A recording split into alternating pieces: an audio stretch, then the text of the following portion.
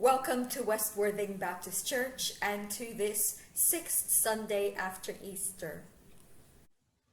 We begin with a reading from 1 John chapter 5.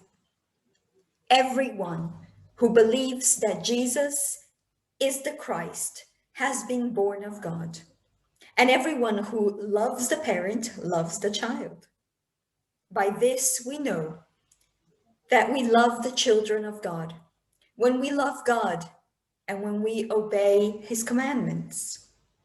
For the love of God is this, that we obey his commandments, and his commandments are not burdensome. For whatever is born of God conquers the world, and this is the victory that conquers the world, our faith. Who is it that conquers the world but the one who believes that Jesus is the Son of God? This is the one who came by water and blood, Jesus Christ, not with water only, but with water and blood. And the Spirit is the one that testifies, for the Spirit is the truth. The passage we read is beautiful. We all like to hear something as unthreatening as love coming from the Bible. Whenever the Bible speaks of love, there's a sigh of relief coming from everyone else. Good. There's something we can't really argue about. For many people, their favorite passage in the Bible is 1 Corinthians 13, which is on your screen. And that's for obvious reasons. I mean, you read that passage, and very few people could actually disagree with it. For this reason, many people don't have very much patience with the Old Testament, because it's not as simple as go and love God and love your neighbor, and that's it. So it's easy to forget that when John and Jesus say that all the commandments come down to loving God above all things and loving one's neighbor as much as oneself, that Jesus is actually talking about the commandments and that he is upholding them. It's true, many of the 10 commandments don't really mean very much to us today. Many people are bewildered at them. What's this about, the Sabbath? We talked about the Sabbath a few weeks back. But what about engraved images? We should probably do a service on that one. There's actually quite some interesting things to think about that. But at first glance, what does this have to do with my life today? And people ask with good reason, because as I've been saying a lot lately to all of you, we want a faith that is useful to us in the here and now. Can these commandments be applicable to our modern lives, or did they somehow stay behind in some strange country and faraway culture? And what do they have to do with love, really? One could say it's about obedience. But I don't want a faith where love involves blind obedience. I want a faith where love involves heart and soul and mind, where it's about me being who I am and not me becoming who others want me to be. Let's read the gospel passage for today and see what Jesus has to say about all this. As the Father has loved me, so I have loved you. Abide in my love.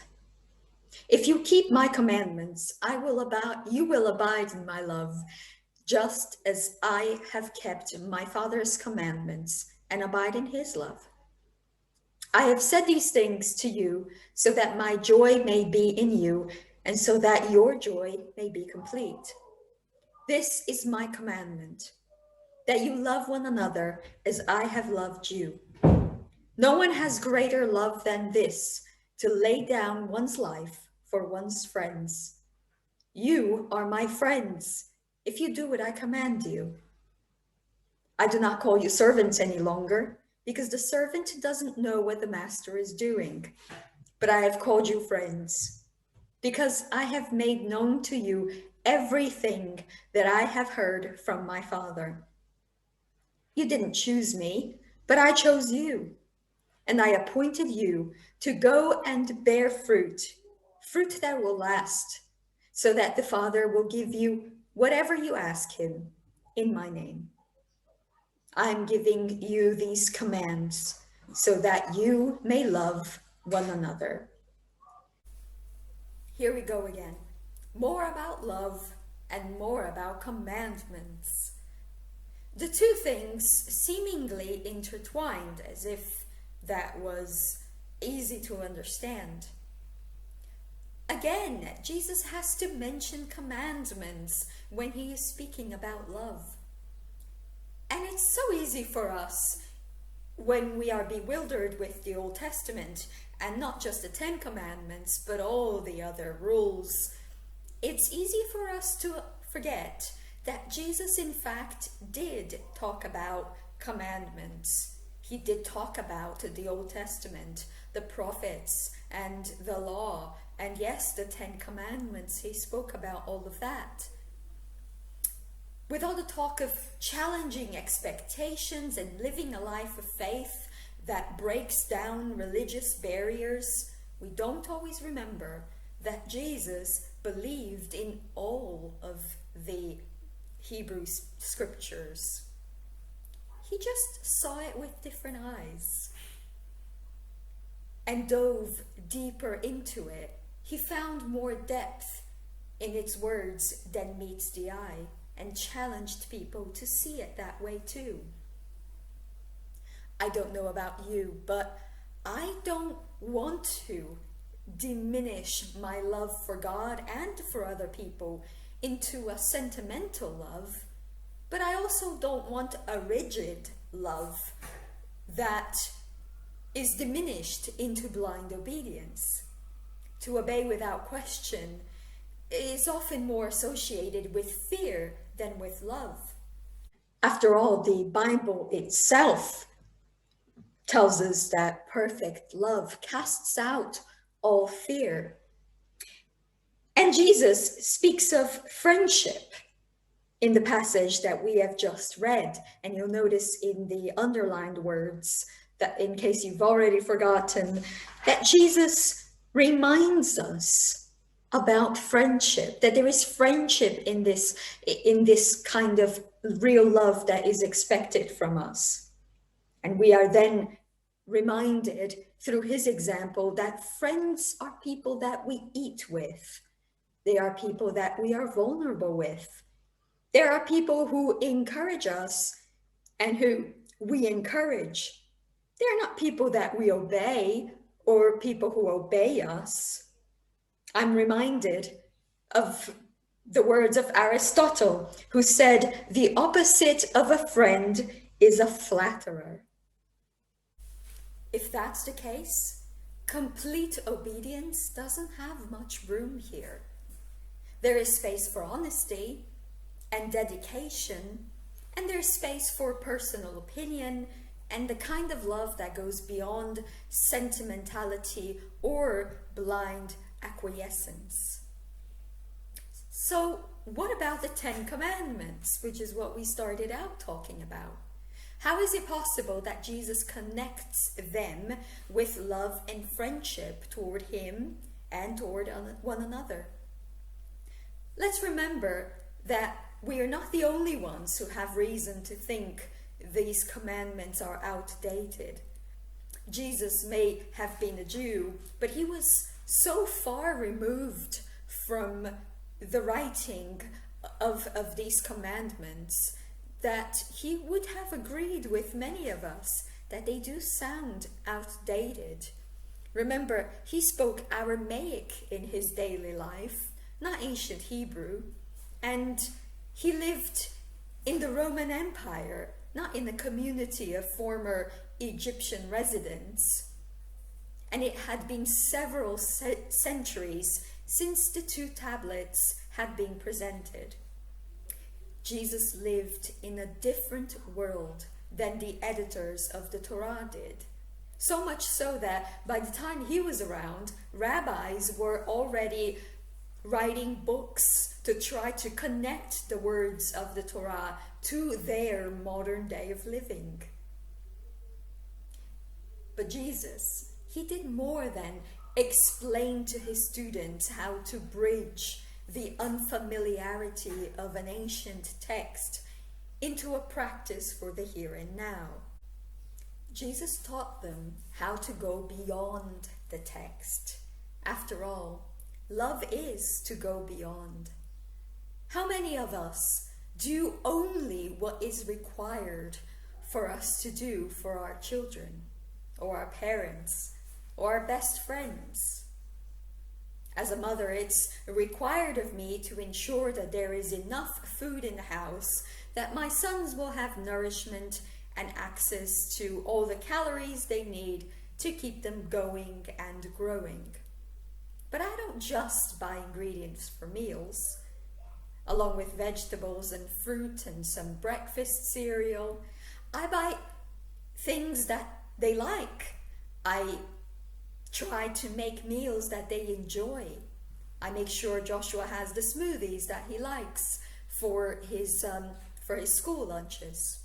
I peel the kiwis for him, even though he's probably capable of doing it. And I put them in cute looking jars that are easy to open. And I get up early enough to make peanut butter and jelly sandwiches for Kyler because he's 14 and able to do it himself. But it's something I still can do for him, since he doesn't really ask me to do very much for him anymore. I know that Kyler likes pink lady apples, and I buy those rather than the less expensive ones, because I know Kyler likes them more. And I know that he prefers blueberries to grapes, and I know that Joshua prefers red grapes instead of green ones. Love goes above and beyond, not because we have to, but because we can. And Jesus, when explaining the 10 Commandments to his disciples, he didn't just say, "Thou shalt not kill," means don't cause somebody to die.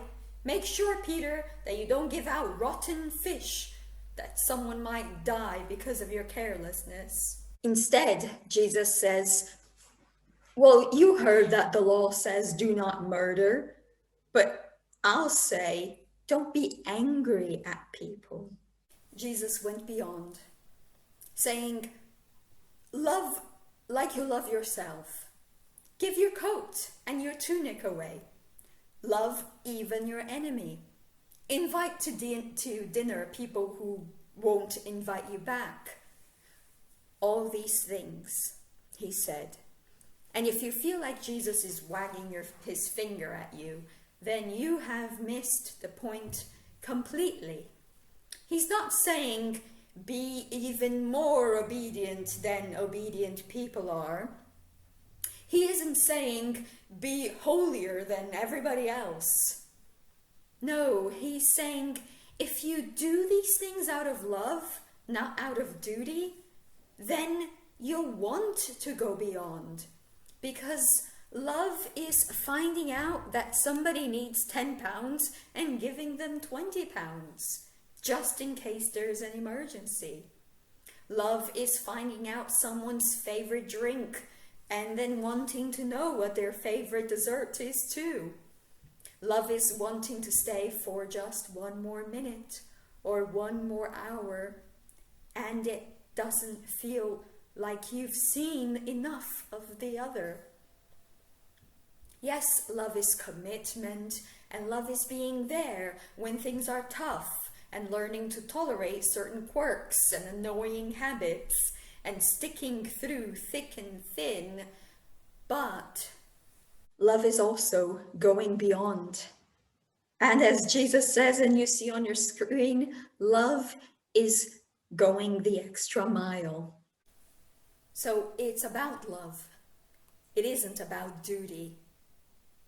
Although love doesn't make light of duty, I don't enjoy going to parent-teacher meetings They're not the highlight of my life, believe it or not. But I do it as it's my duty. And I understand duty as something I know why it needs to be done.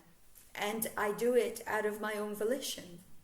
It's part of understanding, because love does have understanding. I never enjoyed getting up from bed every hour and a half for Kyler, who was forever hungry and never sleepy as a baby, but I did manage not to scream. And I don't always want to only roll my eyes when my husband's at his worst, and I forget that I am sometimes at my worst. So there is duty in love, but it's not an imposed obligation. It's a chosen one. And then we go beyond the obligation because we love. No blind obedience, no unfeeling responsibility, no forgetting or forsaking of oneself. It's friendship and it's love with God and with others. I imagine it was hard for the early disciples, like it's hard for us. Church isn't always the easiest of relationships, because the easiest relationship is always with the neighbor who is never home, let's face it. But in church, well, let's just say we have to buy new chairs for the coffee bar. I told Hazel that I would not get through Sunday without mentioning chairs, and here it is. But here, in this community of mismatched people, is where we practiced this love, which isn't imposed on us. It's a love that we choose. Church is the place where we are called to love strangers. The place where we're called to invite somebody for coffee whom we have never met and listen to their life story. It's the place where we go beyond and we care and we pray and we embrace. The place where people who come from different places and are different ages and different cultures, different beliefs even, and they come and become one of us and don't have to look like one of us or behave like one of us. And we may share a house group with them and discuss life through the words of the Bible and in many other ways with them. And we may learn from them and them from us. In church, oftentimes going beyond is just that.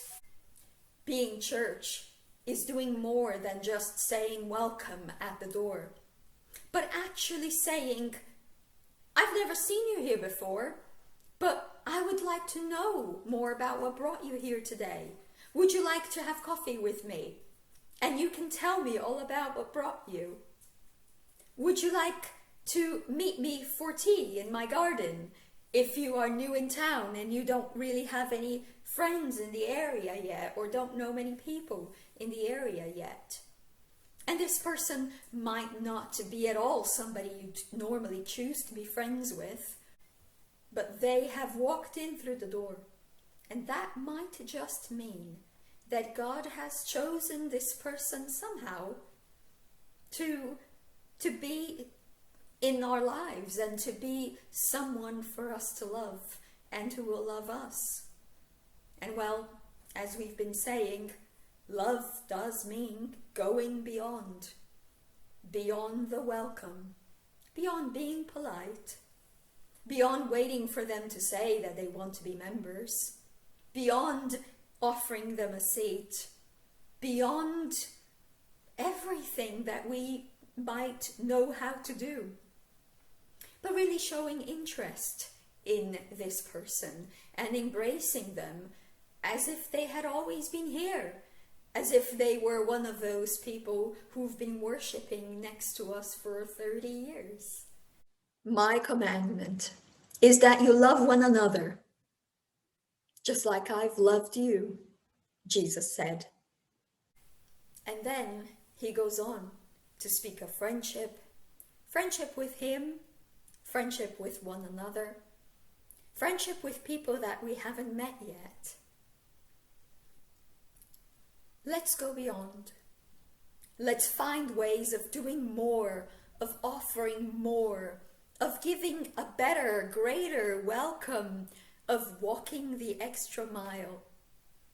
We're called to do so much more than just obey, so much more than just follow, so much more than to memorize creeds and confessions, so much more than just keeping up a building and welcoming people to it, so much more than making friends and being in this community, which is amazing and wonderful in its own. But because love goes beyond, we are called to do and be so much more than only what we're supposed to do.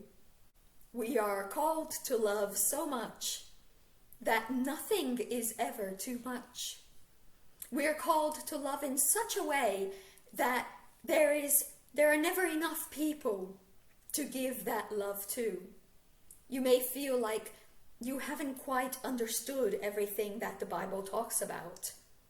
As a Christian, you may feel that you ought to know more, that you ought to understand more.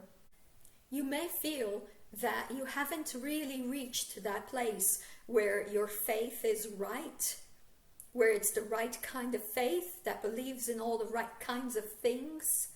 But that's okay, because Jesus calls you to follow him in love.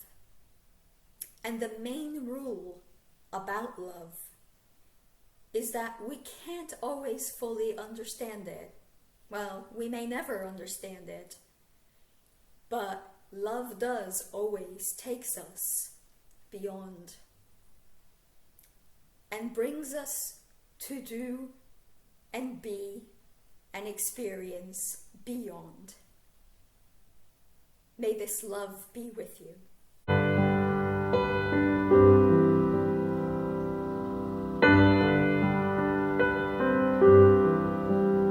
Here is love, vast as the ocean, loving kindness as the flood.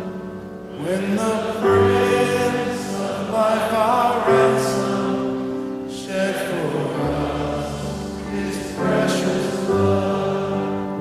Who is love will not remember?